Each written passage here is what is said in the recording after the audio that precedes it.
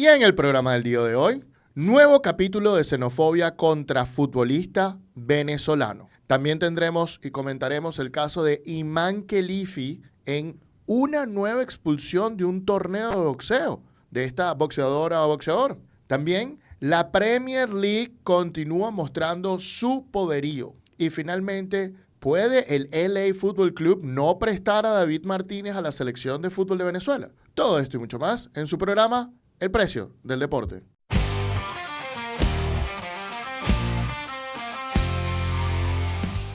Esto es El Precio del Deporte. Muy buenos días, buenas tardes, buenas noches. Bienvenidos a su programa El Precio del Deporte, producido por Lauria Sports. Soy su anfitrión, Antonio Quintero, especialista en Derecho del Deporte, y es un verdadero honor y privilegio venir a compartir con ustedes el día de hoy los verdaderos fanáticos del deporte, los verdaderos hinchas del deporte, los que quieren saber más. Porque al final del día, nuestra idea con este programa es venir a hablar de lo que más nos gusta, hablar de las transferencias internacionales, del mercadeo, de la gerencia deportiva en general, para no solo darte nuestras opiniones, sino también darte información y contexto para que ustedes puedan tomar sus propias opiniones bien informadas. Y para eso tenemos el día de hoy con nosotros a la dama del derecho al deporte, Elena Mundaray.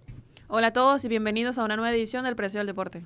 También nos acompaña el pivote del mercadeo deportivo, Andrés Moró, mejor conocido como el señor Moró. Hola, ¿qué tal? Es un gusto saludarte. Y por supuesto nos acompaña el mago del diseño y la identidad del deporte, Brandon Bucket. Hola a todos, un placer estar de vuelta. Y bueno, también nos acompañan ustedes el día de hoy. Señoras y señores, vamos a empezar a calentar motores de este programa. Viene la doble fecha. Estamos grabando antes de lo que pase entre Venezuela y Argentina, entre Venezuela y Colombia, entre los partidos de Bolivia. Y yo tengo que preguntar, ¿cómo se sienten? De forma muy breve, ¿cómo se sienten? Ansiosos porque vivimos otra vez estar cerca de una nueva ventana en repechaje y eso nos pone muy ansiosos a los venezolanos porque nunca hemos estado ahí. A la expectativa, con las emociones a flor de piel, porque queremos que pasen muchas cosas, no sabemos si van a pasar, es una locura con respecto a los sentimientos, pero ansiosos también. Sí, igual por acá, aquí soy igual, con la mente en los partidos, el de acá, el de Venezuela, y bueno, esperemos que salga favorable para la Vinotinto. Sí, y ojalá y la mejor de la suerte a todos los jugadores de la selección nacional, en verdad, todo el cariño, toda la suerte, todo el apoyo, a todos los que han trabajado honestamente por esta eliminatoria, también todo nuestro apoyo. Esperemos que se le den los resultados, y también a todos esos fanáticos que están añorando ese triunfo y esa clasificación directa al Mundial o al repechaje. De verdad que todo nuestro corazón con ustedes. Pero bueno, habiendo dicho esto, empecemos con el programa del día de hoy. Y es que McLaren cambió su nombre. Brandon, cuéntanos cómo es eso de que McLaren cambió su nombre. Sí, Antonio, estamos hablando de un cambio en el naming de la escudería McLaren que va a pasar de llamarse McLaren a llamarse McLaren Mastercard Fórmula 1 Team, que es básicamente el patrocinio del naming que acaba de pagar esta empresa de bancos, de tarjetas de crédito. Y lo que parece curioso y lo que destaco de este patrocinio, que es de al menos $100 millones hasta el 2030, es que McLaren en el año 2018-2017 más bien tenía un problema, y es que era uno de los monoplazas que menos sponsor tenía en sí. Había muchos espacios en blancos, tanto así que Fernando Alonso, si no me equivoco, tuvo que poner su marca de ropa personal como sponsor, como para tapar algunos espacios y simular la crisis que tenía de patrocinios McLaren. Hoy en día McLaren resurgió, están de primero tanto en la tabla de posiciones de pilotos como en la de constructores, están haciendo las cosas increíblemente bien, y que eso le trajo como consecuencias un patrocinio multimillonario, el mejor de su historia. Y bueno, ahora lo vamos a conocer como McLaren Mastercard Fórmula 1 Team. La Fórmula 1 siempre dándonos titulares con respecto a esta cuestión, aunque me parece que el nombre está absolutamente muy largo para llevarlo, pero bueno, es parte de las ideas comerciales como está. Por otro lado, hablando ya en temas de Venezuela, tenemos que el baloncesto venezolano acaba de decir e informar de que no va a participar en competencias internacionales otra vez. Elena, cuéntanos qué está pasando y cuál es tu opinión sobre eso. Así es. No habrá participación venezolana en la Liga Sudamericana de Baloncesto que se va a realizar en el mes de octubre en diferentes países, al menos la fase inicial, en Bolivia, Paraguay y Brasil. Y lo que llama la atención, obviamente, desde este lado del mundo, es que no habrá participación de equipos venezolanos. Lo que llama la atención y lo que pudiera darnos a entender y demostrar cómo se encuentra la actualidad del baloncesto venezolano. Preocupa que en una competencia internacional, evidentemente, no haya representación de nuestro país, porque eso demuestra nuestro nivel, demuestra también gerencia, demuestra muchas cosas.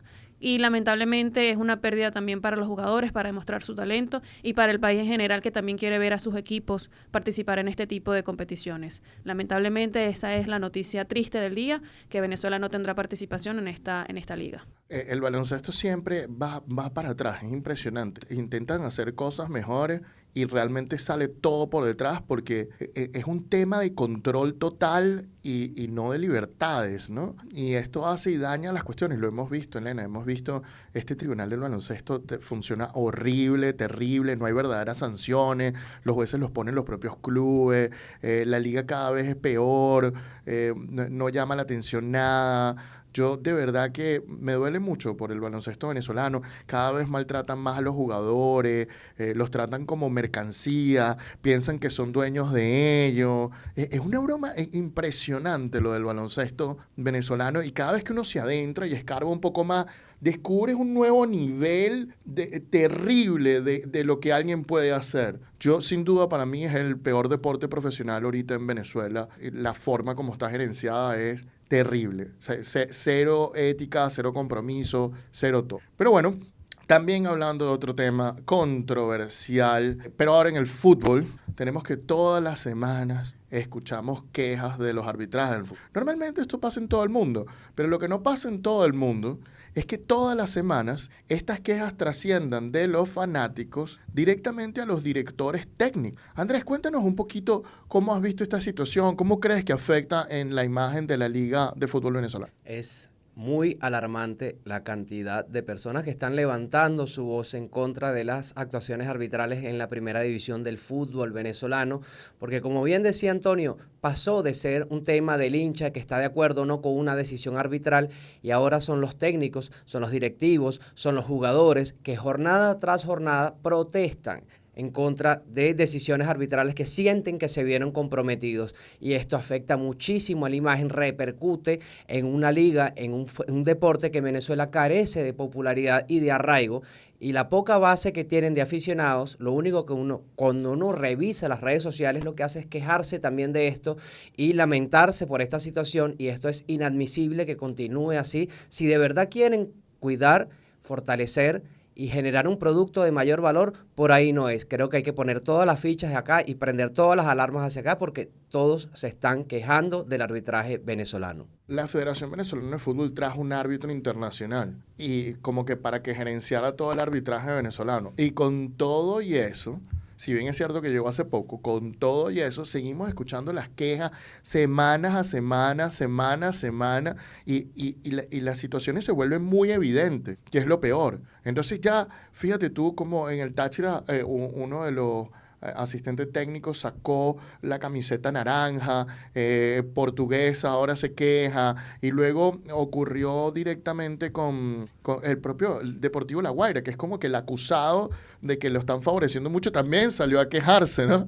Me sorprende esa situación, pero sí se nota que hay una como animadversión contra otros equipos que no son precisamente el Deportivo La Guaira. Entonces, llama la atención lo que está pasando y todo el mundo se está dando cuenta. Ya el comentario general es, denle el título a La Guaira. Y sorprende muchísimo cuando ya te dicen eso. Wow, te estás viendo mal. Y no estoy hablando del Deportivo La Guaira que está viendo mal. Estoy hablando de la Liga Fútbol que se está viendo mal. Estoy hablando de los árbitros que los pone la Federación de Fútbol que se están viendo mal. Ese es el gran problema del asunto. Cambiando un poco el tema también a otro tema que hemos ya conversado en este programa, y es que supuestamente una cuenta en LinkedIn que se llama Agentes Fútbol Club publica de que hay 50 agentes que llevaron a la FIFA al TAS, apelaron las decisiones de la FIFA al TAS directamente para buscar que se repita una nueva prueba de agentes FIFA. Ya habíamos comentado los problemas que había tenido la prueba,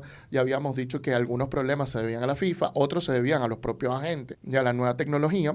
Y me sorprende mucho porque una demanda en el TAS puede durar bastante tiempo. El TAS está tratando de reducir los tiempos, pero estamos hablando que esto puede ser año y medio para una prueba que en junio o mayo del año que viene ya se va a volver a repetir. Entonces veo la situación un poco compleja, ¿no? No sé si el TAS acepte hacer un juicio breve y para revisar esa situación. No sé a dónde va a llegar esto, pero sí se ve como administrativamente no tiene mucho sentido. Entonces, esto puede tener sentido en la lógica política, porque en la administrativa es gastar un montón de dinero para no obtener probablemente el resultado que quieres, que es una prueba este mismo año. En la lógica política puede ser ir contra la FIFA otra vez y demostrar que están haciendo las cosas. Ese es más o menos lo que pienso que puede estar pasando, porque para mí no tiene... Hubiera sido un agente y bueno, me espero un año más, me ahorro un dinero y no tengo que hacer eso. Y además, los agentes, muchos de los que están apelando, quizás ellos mismos se demuestre que son los del problema técnico y que la FIFA tenía razón en parte de los casos. Que tal vez hay unos en donde no tenga razón la FIFA y tal vez hay otros donde sí tenga razón. Entonces tampoco es tan blanco o negro. Pero bueno, con esto listo y con este calentamiento previo que hacemos antes de los temas principales, pasamos a los temas principales del día. Bueno, y con esto listo, tenemos un tema un poco fuerte el día de hoy, y es que otra vez ocurrió un caso de xenofobia contra un futbolista venezolano. Este es el tema que Brandon Buquet nos trae el día de hoy. Basta de xenofobia en el periodismo deportivo.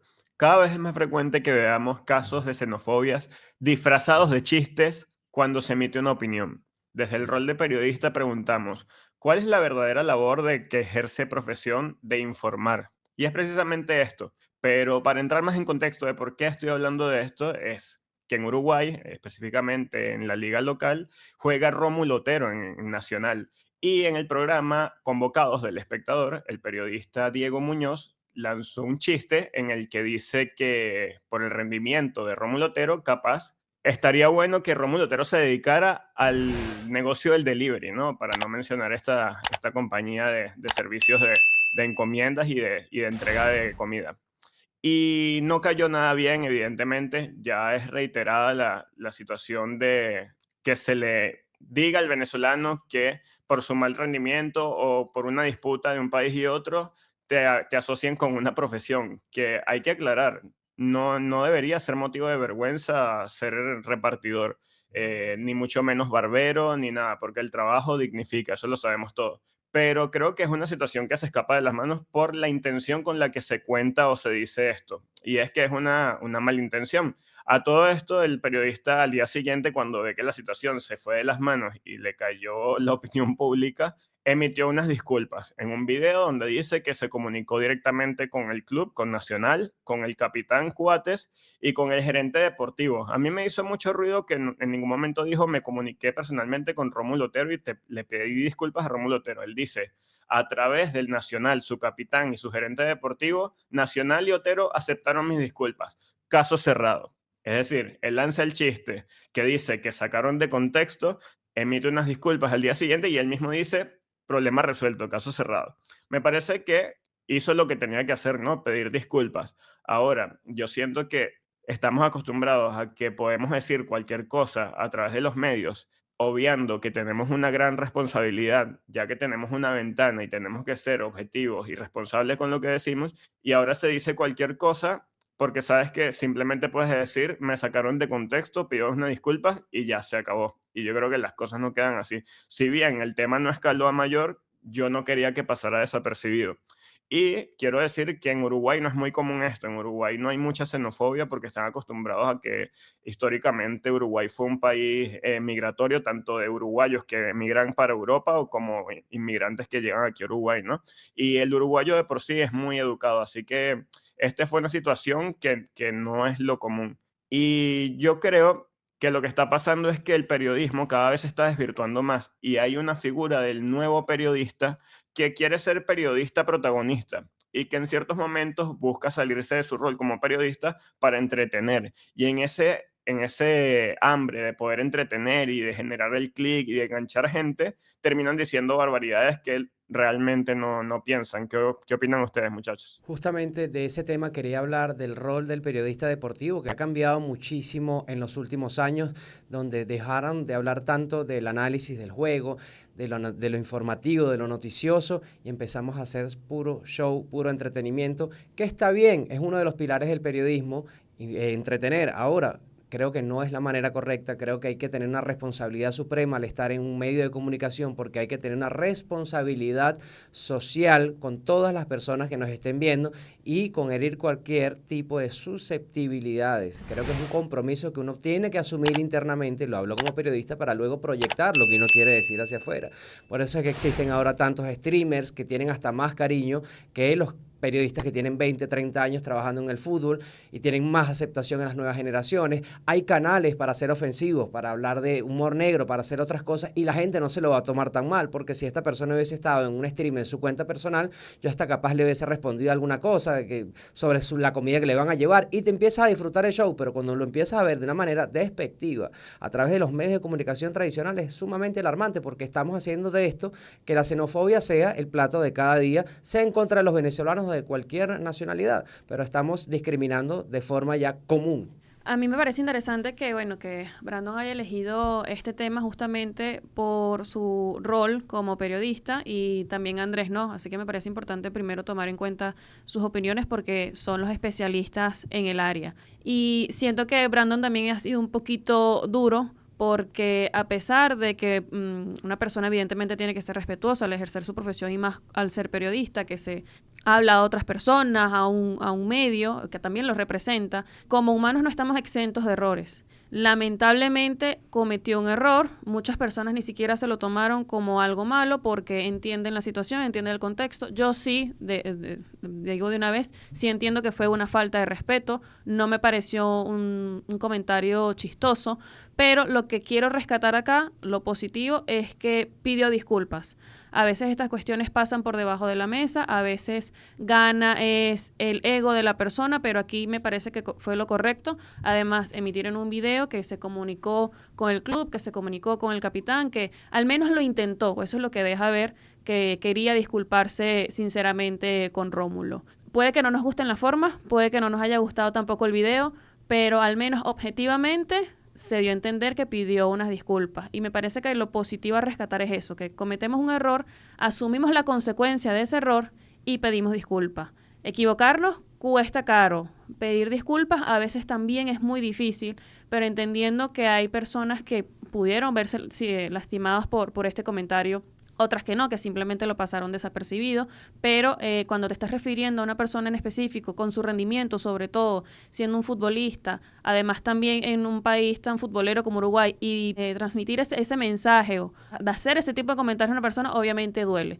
Lo único que quiero rescatar es lo positivo, son las disculpas, que no nos gusten o no nos gusten, al menos objetivamente los dio, y bueno, es una buena manera para cerrar su tema, ¿no? Porque evidentemente su trabajo va a seguir, el trabajo de Rómulo también va a seguir, pero al menos le dio un cierre a este capítulo, infortunado, obviamente, pero con eso positivo a rescatar, que bueno, cometió un error y lo pudo resolver. Puntos breves. Número 1, a nuestros amigos uruguayos hay que decir que siempre nos han tratado buenísimo. Brandon vive en Uruguay y yo no creo que Brandon nunca me ha comentado que ha tenido algún problema de xenofobia. A mí, cada vez que yo he ido a Uruguay, me han tratado espectacular. Los colegas que tenemos uruguayos son espectaculares.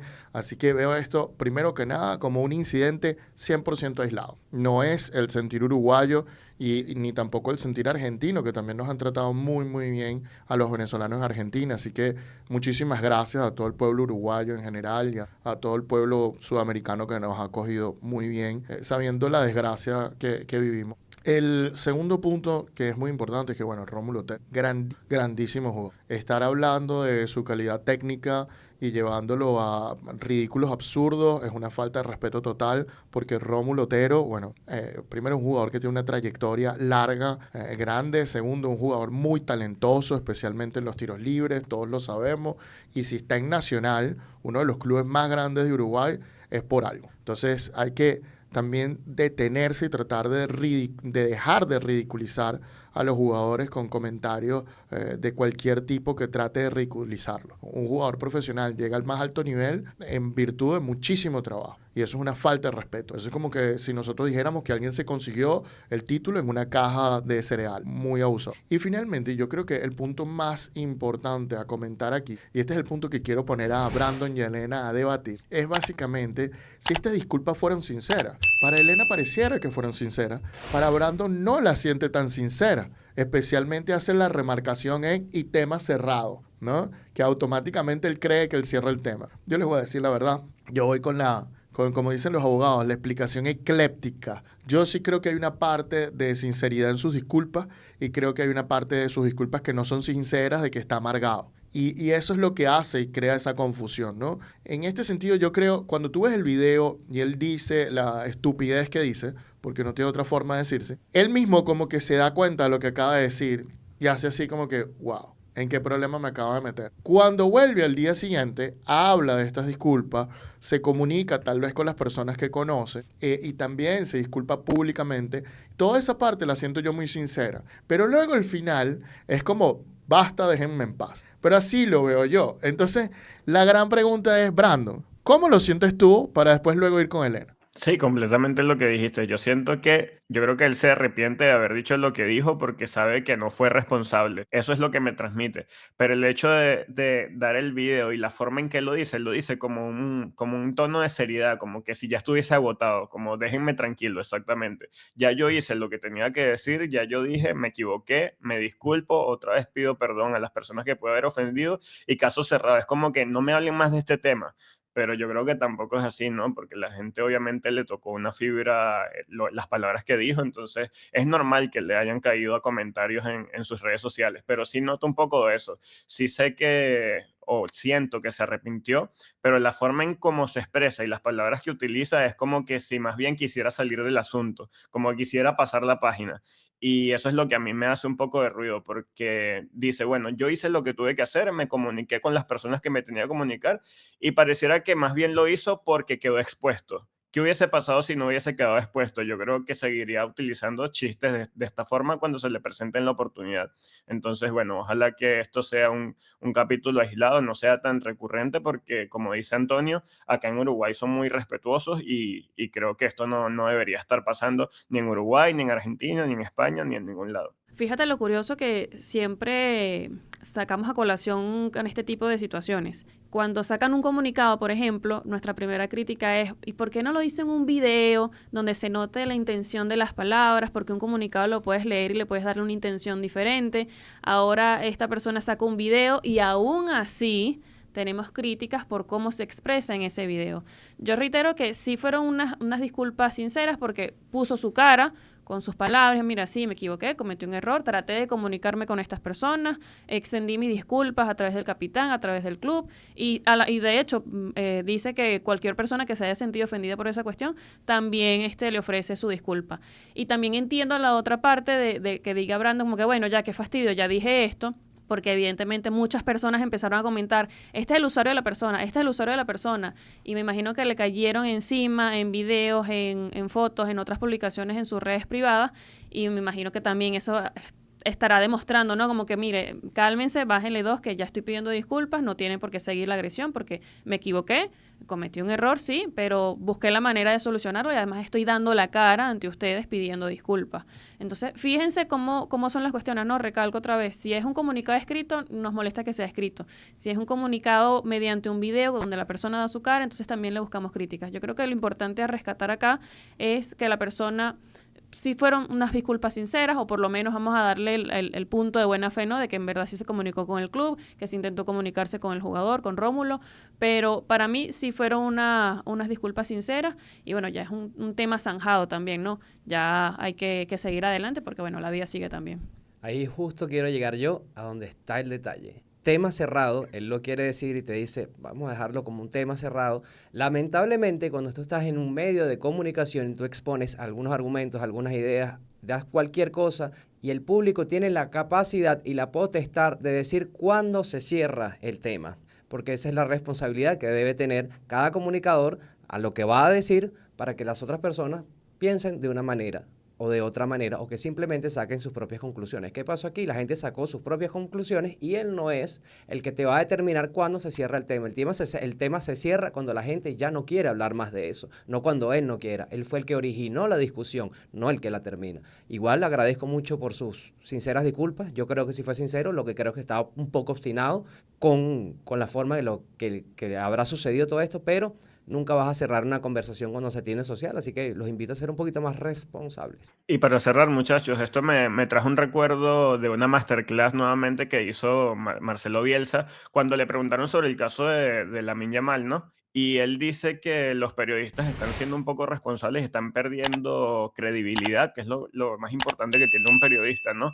Porque están utilizando y están jugando con las palabras como para crear una especie de morbo y entretener o generar no sé qué cosa en vez de simplemente informar.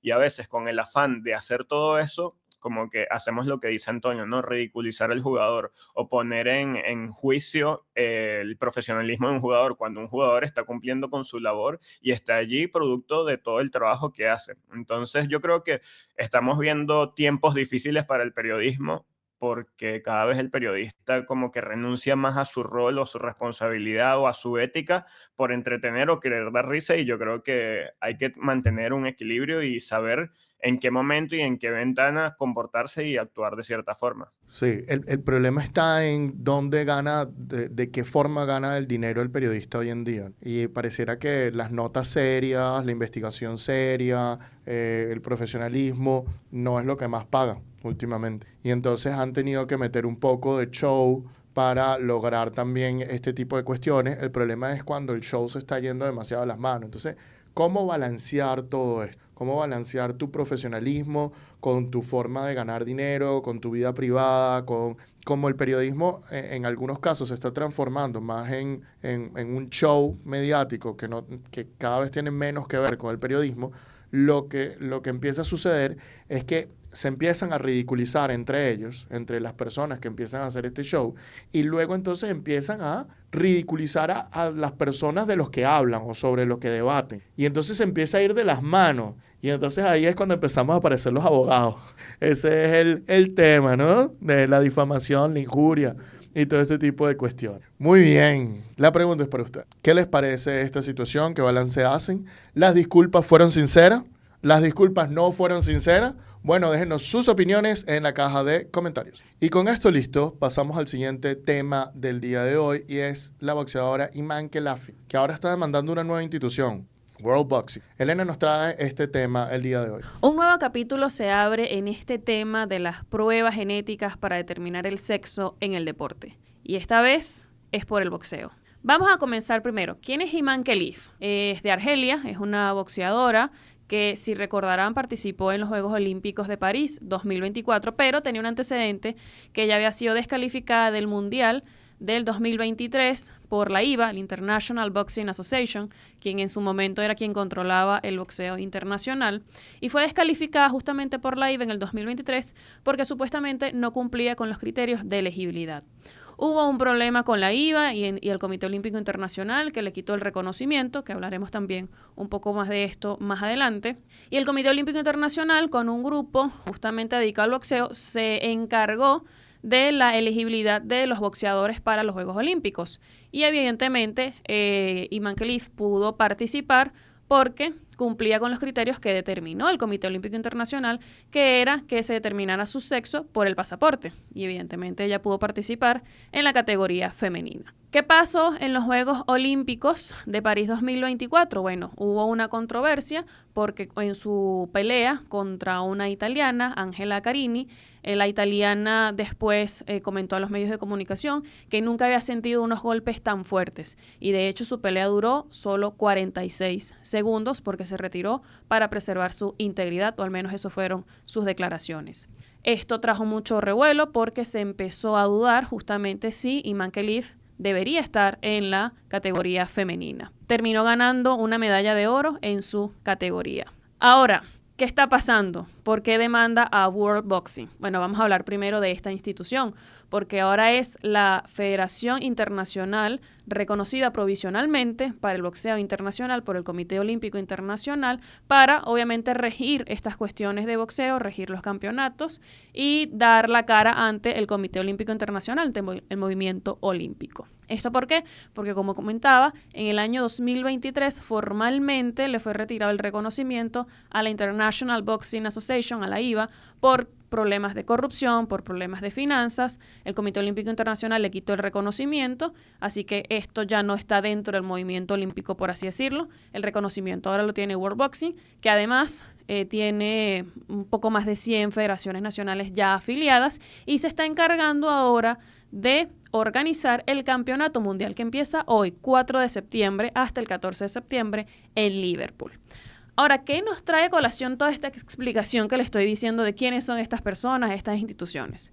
Bueno, porque el Tribunal Arbitral del Deporte emitió un comunicado diciendo que Iman Khelif, la boxeadora de Argelia, había apelado una decisión de World Boxing sobre no dejarla competir en el Campeonato Mundial o en ningún otro evento hasta que no se someta a una prueba genética para determinar su sexo.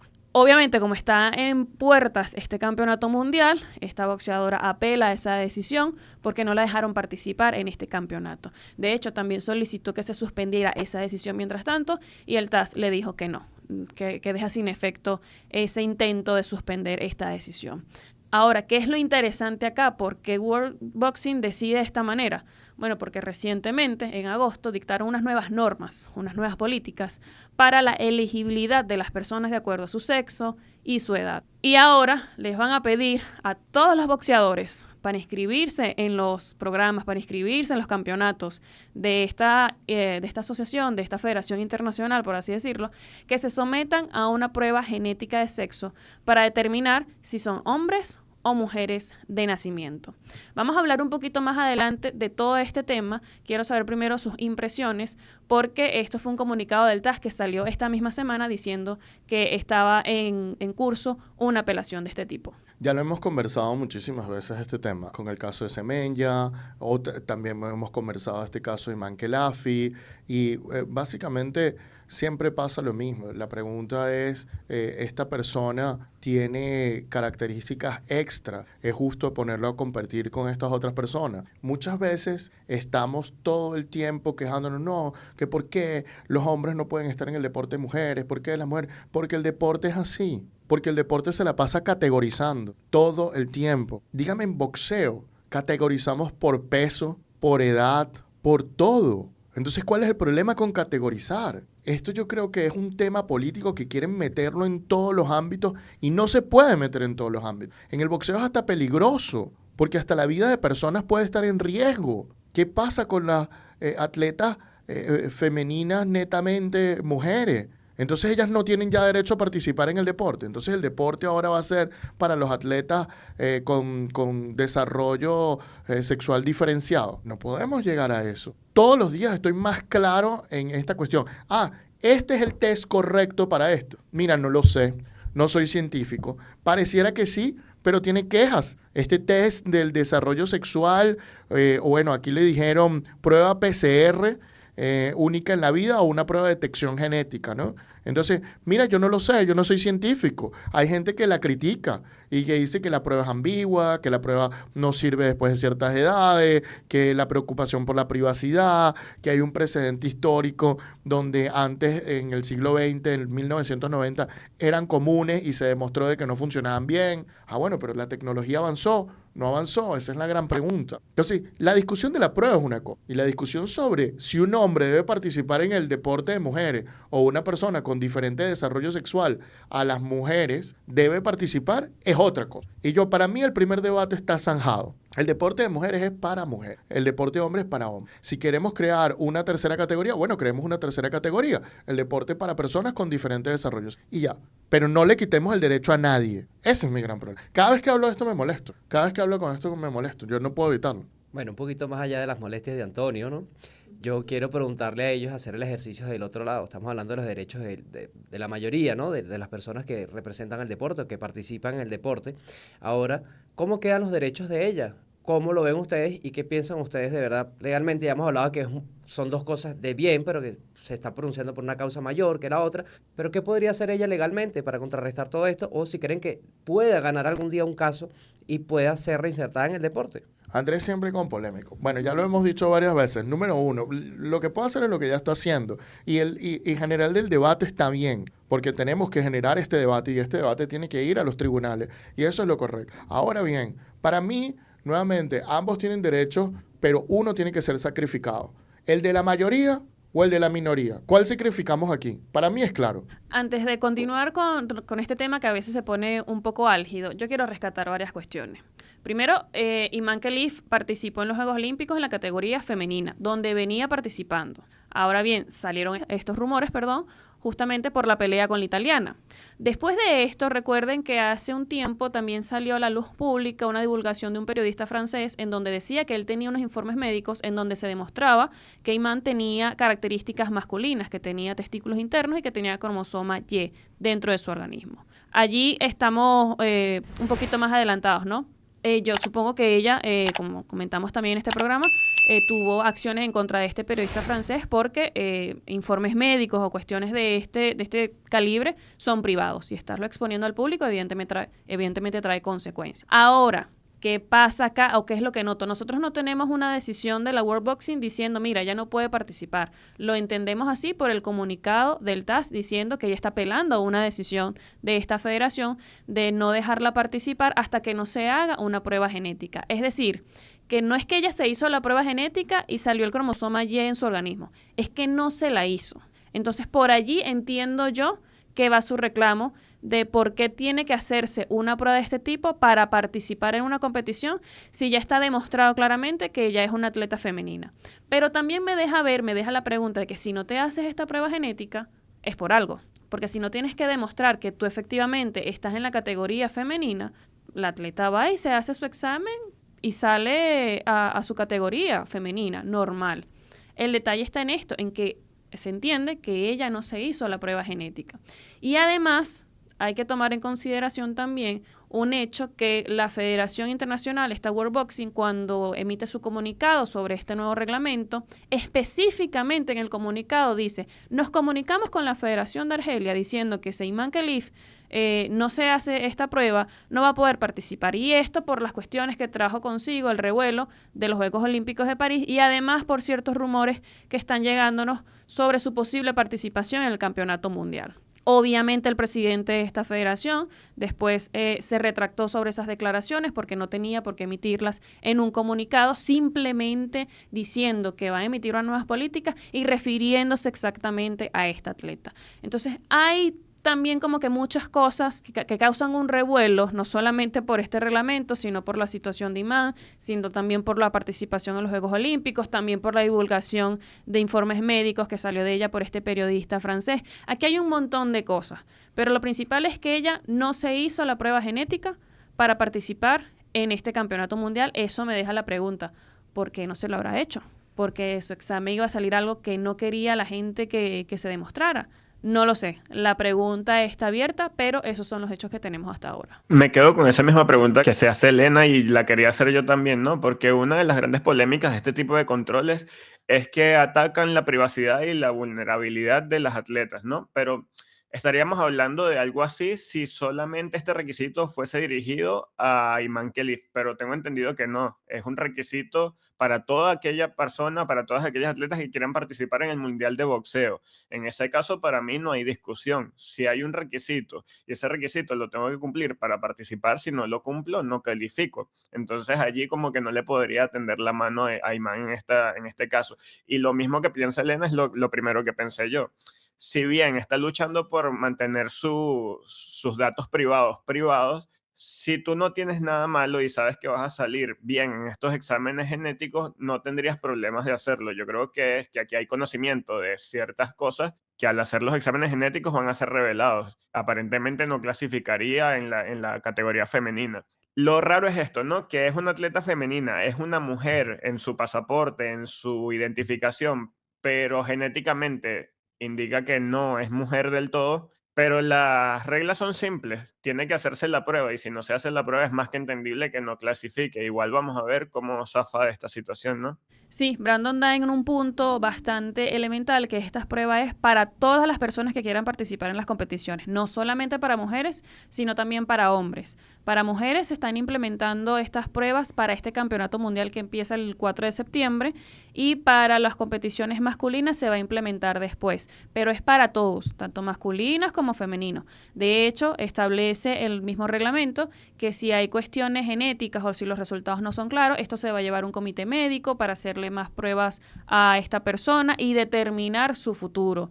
¿Qué antecedentes también tenemos con este tema? La misma Federación Internacional de Atletismo, World Athletics, que también hace poco entró en vigencia un reglamento sobre elegibilidad de atletas, donde también van a solicitar las pruebas genéticas para demostrar el sexo de nacimiento de las personas, si es masculino o femenino. Este es uno de estos antecedentes y en ambos casos, en ambas federaciones, en sus reglamentos o por lo menos en la explicación que dan, dicen que estos han sido estudios de varios años, de hecho desde el 2023, que cuentan con un comité médico, con personas de alto nivel científico, médico, deportivo, legal, para determinar que esta es la mejor opción que tienen hasta ahora para determinar la elegibilidad de las personas en esos deportes. Es decir, no es algo que se inventaron hace poco, no es algo que hicieron a lo loco, no. Supuestamente también, dicen estas federaciones, es un estudio y además también discusiones con grupos de interés apropiados en estos deportes que han estado involucrados para determinar que, mira, este es el camino que tenemos ahora.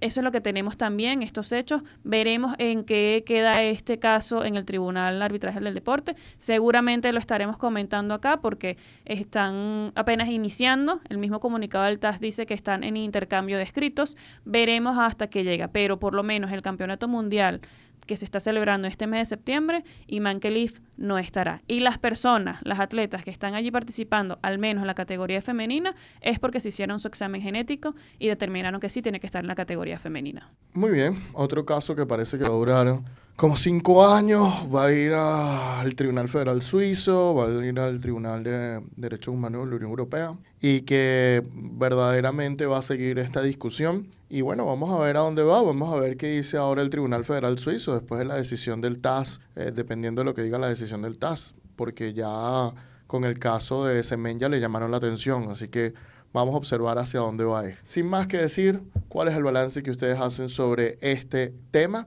Bueno, déjenos sus opiniones en la caja de comentarios. Bueno, el mercado de fichajes está terminando y la Premier League acaba de mostrar que ya terminó el mercado de la Premier League de fichajes. ¿Por qué sigue siendo la liga más fuerte económicamente? Este es el tema que Andrés nos trae el día de hoy. Señoras y señores, el fútbol prendió la máquina de imprimir billetes y empezó a repartir por todo el mundo. Quédate hasta el final porque vamos a hablar de las 5 primeras ligas que más invirtieron dinero para la contratación de fichajes y además cómo está la situación en los principales referentes de CONCACAF, de la CONMEBOL y también haremos un inciso sobre cómo se está moviendo el fútbol femenino. El mercado de fichajes de verano de 2025 dejó cifras récord en la historia de nuestro deporte, el más querido por todos, el fútbol.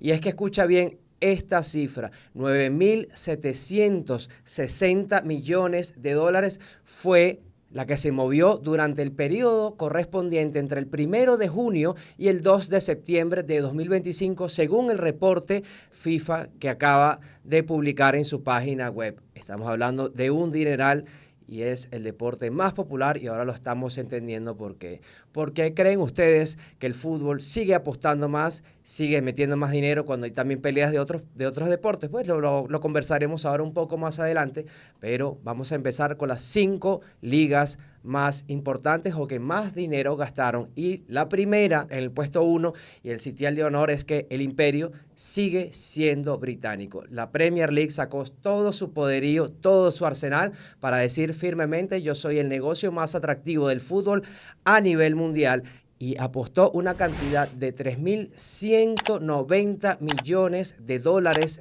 en fichajes para este periodo que acaba de culminar en ese país. Todavía hay países donde no ha culminado la ventana de traspasos, pero ya en la mayoría del mundo así lo ha hecho, y la Premier League nadie lo va a alcanzar, nadie lo va a superar con 3.190 millones. También tenemos que en este mercado se hizo el fichaje más caro en la historia de la Premier. El sueco Alexander Isak por 150 millones de euros, lo que lo convierte en el más costoso de la historia de Inglaterra.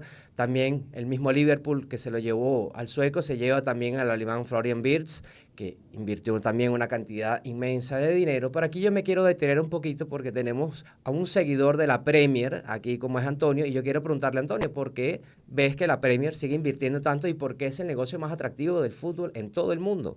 La Premier es sin duda alguna la liga que más produce dinero también, en el sentido de que consigue una gran cantidad por derechos televisivos y además hace una repartición bastante justa de estos derechos televisivos, teniendo en cuenta que 50% de ese dinero que entra por derechos televisivos se reparte de forma igual para todos los equipos y luego 25% se reparte en virtud de la posición en la tabla y 25% se reparte en virtud de cuántos partidos te transmitieron. Entonces, eso hace que la diferencia entre el último equipo de la Premier y el primero de la Premier no sea mucho. Estamos hablando de que la Premier produce más de 4.000 millones de dólares en derechos televisivos de forma anual. No está cerca de la NFL, no está cerca de las ligas americanas, pero sí sigue siendo y estando muy por encima de las 5 grandes ligas, de las otras 4 grandes ligas europeas. Además es impresionante en Inglaterra la cantidad de inversión americana que hay en los equipos de fútbol. También tienes la inversión de Arabia Saudita, tienes componentes importantes de personas que tienen un músculo y un poderío económico duro para poder hacer este tipo de negocio que sea tan rentable, tan sustentable y además lo quieren llevar a mercados como el americano, donde es el más popular en el fútbol. Tienen mucha fortaleza en el continente asiático como liga, entonces por supuesto es la liga más atractiva del mundo. ¿Y qué va a ser la liga más atractiva del mundo? Por supuesto, gastar más, invertir más para que siga llegando un mejor retorno de inversión. Y vamos al segundo lugar de esta lista del top 5 de los países o las ligas que más gastaron dinero, que más en fichajes, y es la Bundesliga, porque se solidifica el país Alemania como el segundo lugar tras invertir 980 millones de dólares por gastos en transferencias y además recibió 1.250 millones en transferencias también, es decir, gastó 980 y recibió 1.250, lo que le hace un número muy atractivo, muy especial también, bastante particular, y el fichaje, por supuesto, de oro, el de Luis Díaz, que llega al Bayern Múnich, al gigante de Bavaria, que lo trae mucho a Sudamérica, lo expone mucho a este lugar, a este continente y que va a traer también más réditos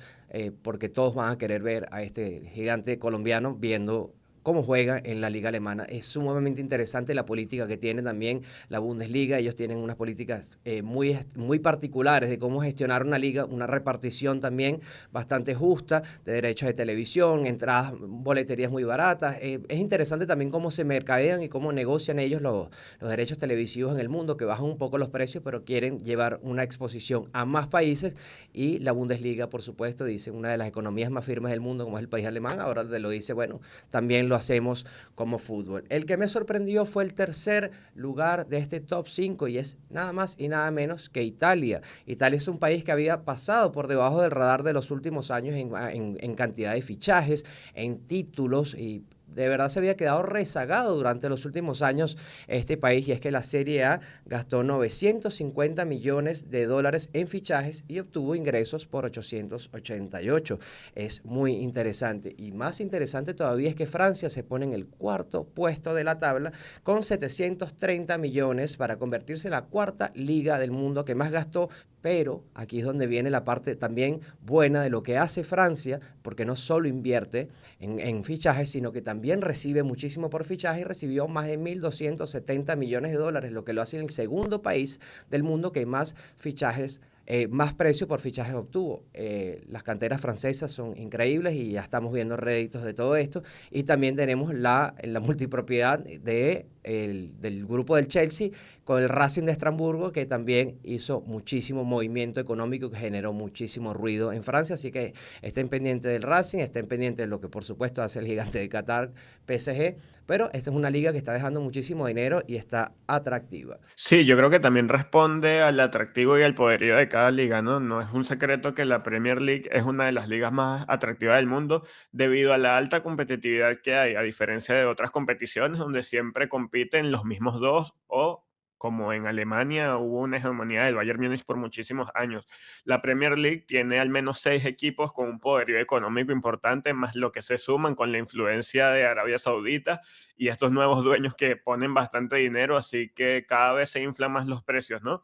Estaba viendo que Isaac, el delantero ex delantero del Newcastle, que tuvo una excelente campaña y ahora es del Liverpool, es el fichaje más caro en la Premier League, toda la historia de la Premier League, y ya supera los 100 y pico de millones. Yo recuerdo cuando esa cifra la estaban repasando Cristiano Ronaldo, Gareth Bale hace años, ¿no?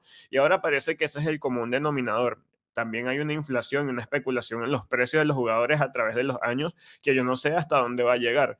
Es muy entendible que la Premier League sea el primero porque tiene muchos equipos con un poderío económico increíble, y también hay uno por allí que no se ha mencionado, una liga que se está volviendo cada vez más famosa con la llegada de nuevas figuras, 2 ligas en particular que también me llaman la atención, como la Premier League y la Liga Saudí, que también están ubicándose en el mapa, ¿no? Me imagino que quisiste decir la MLS y la Liga Saudí como tal. Mira, yo te hago un comentario muy interesante sobre esto. Tú hablas de 9.760 millones de dólares que se han gastado, y la verdad es que lo más sorprendente de eso es que eso es solo por el 20% de las transferencias mundiales. Solo el 20% de las transferencias mundiales producen dinero. Es decir, de cada 100 jugadores, solo 20 se paga por un traspaso, por una transferencia. El 80% de las transferencias de jugadores son libres. No se paga nada por ellas. O es porque terminó contrato, o es porque dejan libre al jugador, etcétera, etcétera, pero no tienen costo. Así que imagínense ustedes si llegáramos al 50%, estaríamos hablando de 20.000 millones de dólares o más. Entonces, bueno. Y representación femenina en este grupo, me siento obligada también a dar estas estadísticas y completarlo con lo que acaba de decir Antonio, y es correcto. En cuanto a dinero, porque estamos acá hablando del precio del deporte, las transferencias que se dieron en el fútbol femenino reportaron 12.3 millones y se duplica con respecto al año pasado, porque el año pasado solamente fueron 6.79 millones. Lo que nos habla de un incremento importante en cuanto a las transferencias de las jugadoras, y es importante también destacarlo. Eso también nos lleva a hablar a la cantidad de transferencias que hubo. Este año hubo 1.185 transferencias en el fútbol femenino, al menos en el reporte que establece FIFA, que es el que estamos comentando. Con respecto al año pasado, hubo 1.105 transferencias. Y si nos vamos a unos años antes, en el 2021 habían solamente 598 transferencias. Es decir, que se ha ido duplicando en 4 años, lo que parece importante destacar porque está hablando también de que el deporte, el fútbol femenino está incrementándose, está avanzando, y obviamente hay que seguir apoyándolo, ¿no?, para que estos números sigan aumentando. Y también quiero traer a colación un dato importante sobre Venezuela para no dejarlo pasar sobre la mesa, porque en Venezuela se registraron solamente 3 transferencias de jugadoras, pero no se registra ningún dinero, porque de acuerdo con este estudio, estas estadísticas de la propia FIFA, nos dicen que esas 3 transferencias se hicieron fuera del contrato, es decir, las jugadoras estaban libres y se trasladaron a otros países para ser transferidas. Por eso es que no se registra ningún dinero, pero es importante destacar que, bueno, por lo menos en Venezuela hubo 3 jugadoras que fueron transferidas a otros países. Hubo un incremento de 80% en comparación con 2024, ¿no? Lo que hizo el fútbol femenino en este mercado de fichas de Estados Unidos fue el principal inversionista, en este caso en el fútbol femenino, que sigue creciendo. Por supuesto, cuando vemos las diferencias, 1.100 transferencias de mujeres versus las 12.000 transferencias de hombres que ocurrió en esto, por supuesto, el negocio está desbalanceado. Esperemos que en el futuro sea mucho más balanceado para que ambos puedan ser muchísimo más rentables y que la economía y la industria de este deporte que tanto queremos siga creciendo. Y yo cierro acá el top 5 de las ligas del mundo con España, que con unas medidas un poco austeras, pues hizo 670 millones que corresponden prácticamente al 5º lugar de la tabla. Es mucho más, uno esperaría mucho más por Barcelona, Real Madrid y Atlético de Madrid, pero cuando ellos cierran la alcancía, no pareciera que hay mucho más gasto, ya que en estos días estaba viendo un dato muy interesante que decía que el Wrexham de Gales, este equipo de Deadpool, ¿no? y compañía, había invertido 32 millones de libras para el mercado de fichajes y que eso representaba a más de lo que habían gastado 16 equipos de la Liga Española en este último mercado. Entonces te dice, hay 3 equipos que gastan mucho y los demás están muy, muy, muy austeros. También responde al problema con el estímulo de la economía española y muchísimas cosas, pero España recibió 760 millones y bueno, yo lo veo como un año discreto para España, porque España siempre mueve de alguna u otra forma con Real Madrid o Barcelona, pero va a ser interesante de cara al futuro cuando estos equipos tengan la posibilidad de volver a traer los fichajes más rimbombantes del mundo porque se va a posicionar. Pero ahora, les pregunto yo a ustedes, ¿cómo creen que está la situación en CONMEBOL? Y en CONMEBOL recibieron más del doble de la cantidad de fichajes de lo que ellos gastaron. La tendencia sigue igual, seguimos siendo más exportadores de futbolistas que nosotros pagar por el talento de los mejores futbolistas del mundo. Esto no es nuevo, esto no es una versión 2025 que acaba de ocurrir, pero vamos a hablarlos en números. Vamos a hablar como Brasil, por supuesto, el primero, el gigante del continente, pues invirtió 241 millones de dólares en fichajes y además recibió 460 millones de dólares. Y es aquí donde quiero hacer el primer inciso para que vean la gran diferencia entre Argentina y Brasil y por qué se ve esto en las competiciones internacionales de clubes durante los últimos años. Y es que Argentina gastó 32 millones de dólares en fichajes y tuvo 142 millones por venta de fichajes. Esto le deja un 1.9 en los 142 millones, pero perdió 10% de su capacidad para poder comprar fichajes para su fútbol. Es muy interesante la diferencia económica entre ambos, porque lo estamos viendo en la Copa Libertadores, lo estamos viendo en la Copa Sudamericana, y yo creo que esto pronto lo vamos a ver en las próximas generaciones, otra vez las selecciones. Me quedo con lo que habló Brandon, de que dijo de la MLS. La MLS invirtió 330 millones, la Liga Saudí más de 300 millones, son muy interesantes. Y México fue un país que me llamó muchísimo también la atención porque gastó 51 millones de dólares y recibió 38. El mercado mexicano está haciendo más que el argentino, al menos en compra de jugadores, y lo posiciona como una liga bastante atractiva para el futbolista e ir a jugar para allá. ¿Y Venezuela? ¿Cómo quedó Venezuela en este tema? Bueno, fíjense ustedes, los datos de Venezuela, de acuerdo a la FIFA, es que recibió 59 jugadores y transfirió 55 jugadores. Gastó en transferencia los equipos venezolanos 357 mil dólares y recibieron en transferencia 3,7 millones de dólares. Su crecimiento de traer jugadores fue de menos 31,4, es decir, Venezuela está trayendo cada vez menos jugadores extranjeros en esta ventana. Claro, para Venezuela esta es la ventana corta, porque esta es la ventana de mitad de temporada. Pero, ¿cómo fue su crecimiento exportando jugadores? De 0%. Es decir, básicamente exportó lo mismo que la pasada ventana de transferencia. Ahora bien, pongamos en perspectiva estos números, porque 3,7 millones de dólares suenan como mucho, especialmente en una liga que se ha mercadeado y que ha dicho de que quiere vivir de la venta de jugadores, de la transferencia de jugadores, y así lo ha hecho mencionado el presidente de la federación, así lo han mencionado varias cuestiones, se han hecho varias normas, se ha especificado y se ha hecho un torneo para poder hacer más venta de jugadores. Bueno, vamos a ver cómo está el tema realmente del precio de transferencia promedio. Teniendo en cuenta estos 3,7 millones de dólares, cuando nosotros lo llevamos a promedio, eso indica que por jugador transferido se estarían recibiendo 89.300 dólares. Es decir, no llegamos a los 100.000 dólares por transferencia de jugadores, mientras que la media mundial está en 3,91 millones de dólares. Es decir, estamos casi que 39 veces más abajo que la media mundial. Esas son nuestras realidades. ¿Cómo estamos con referencia a CONMEBOL, no? Que me parece interesante observarlo. Bueno, ya Andrés comentó que Brasil es el primer país, Argentina es el segundo país,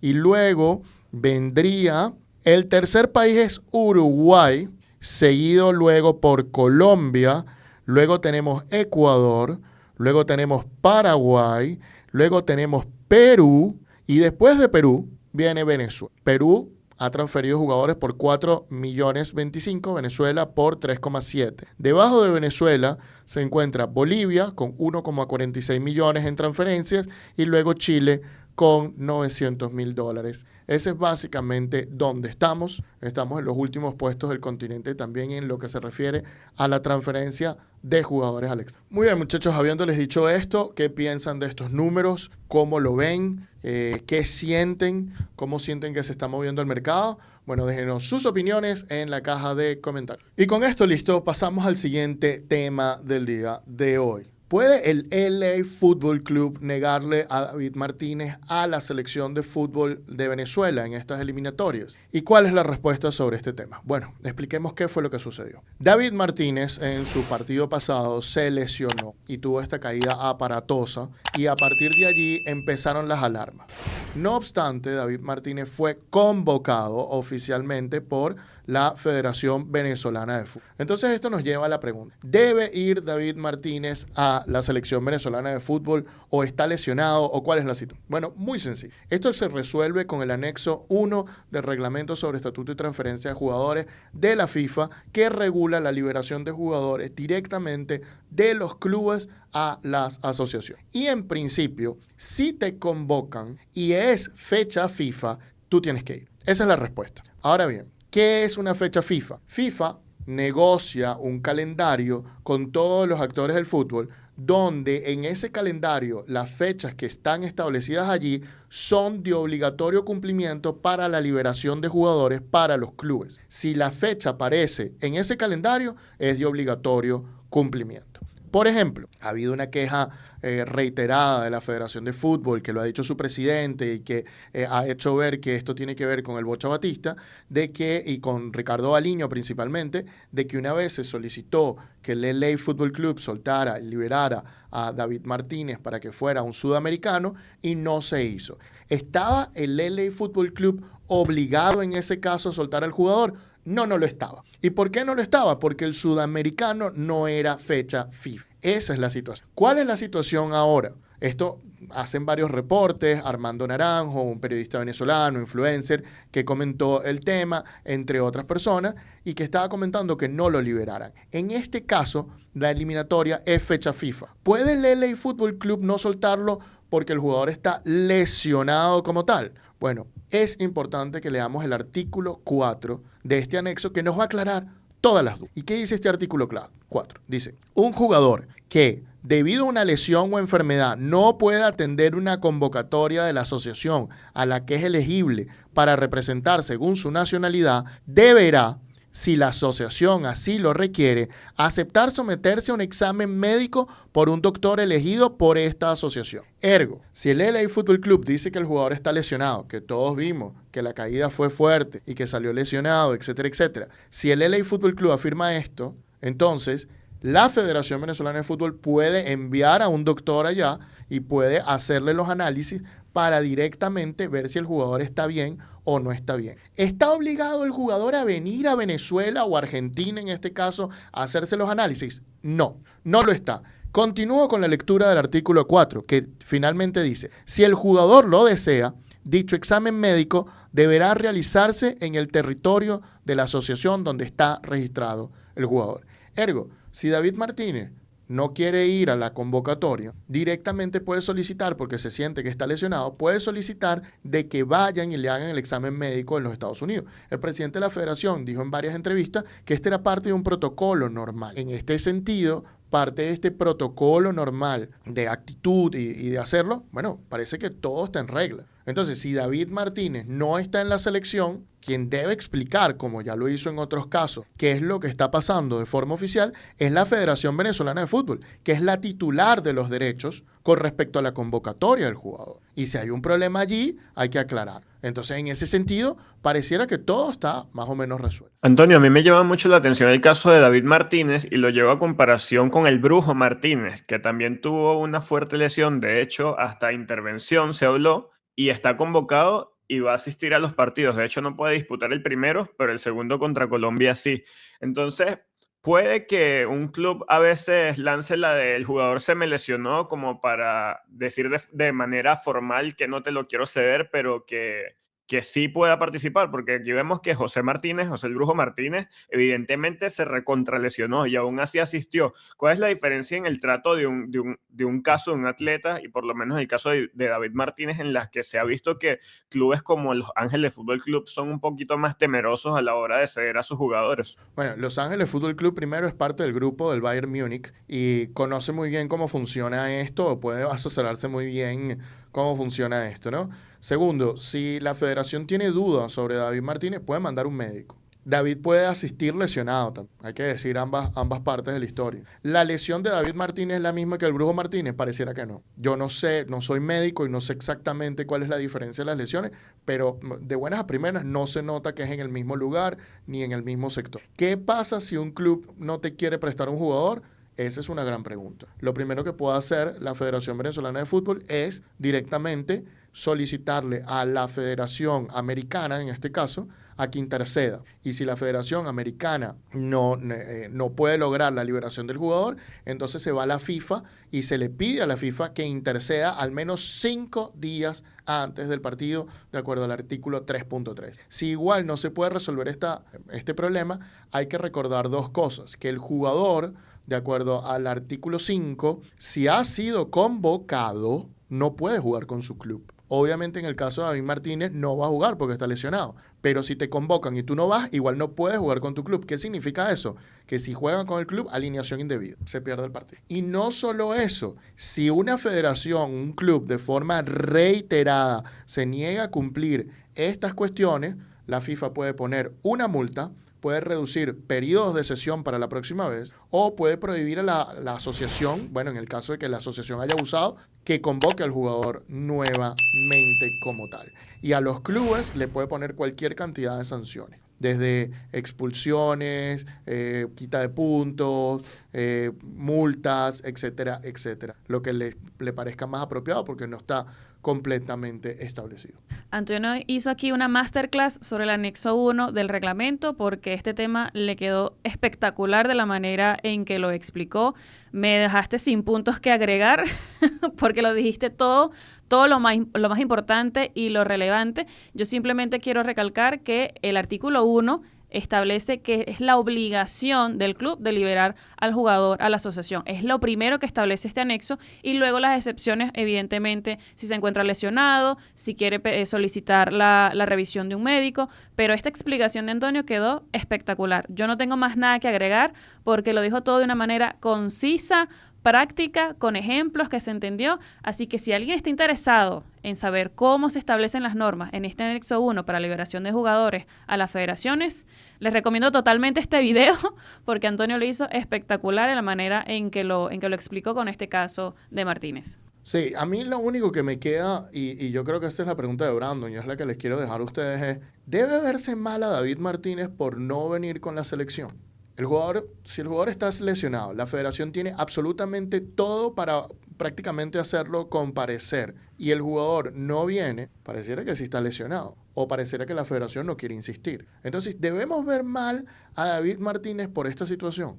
Oye, creo que no, creo que para nada. Creo que lo que hay es que entender un poquito más el panorama completo y no solo observar una parte del paisaje. Cuando entendemos toda esta situación, podemos observar claramente que hay varios obstáculos por lo cual él no viene y el primero es la lesión. Y a partir de allí, no creo que un futbolista no quiera vestir la camiseta de su selección nacional y menos en una jornada tan importante y que pudiera ser histórica para nosotros los venezolanos. Así que no, yo creo que en todo caso le lanzaría la pelota al club o a la federación por no mostrar la suficiente interés si el jugador de verdad está lesionado, que creo que es lo que sucede en este caso. No, coincido. Yo creo que es totalmente entendible la situación de David Martínez. De hecho, el jugador ha sido cuestionado varias veces de cuál es su deseo si asistir a la selección y él siempre ha dicho que ha esperado el momento y que siempre está atento al llamado del seleccionador para ponerse la camisa de la Vinotinto. Así que no creo que sea un motivo para atacar al jugador.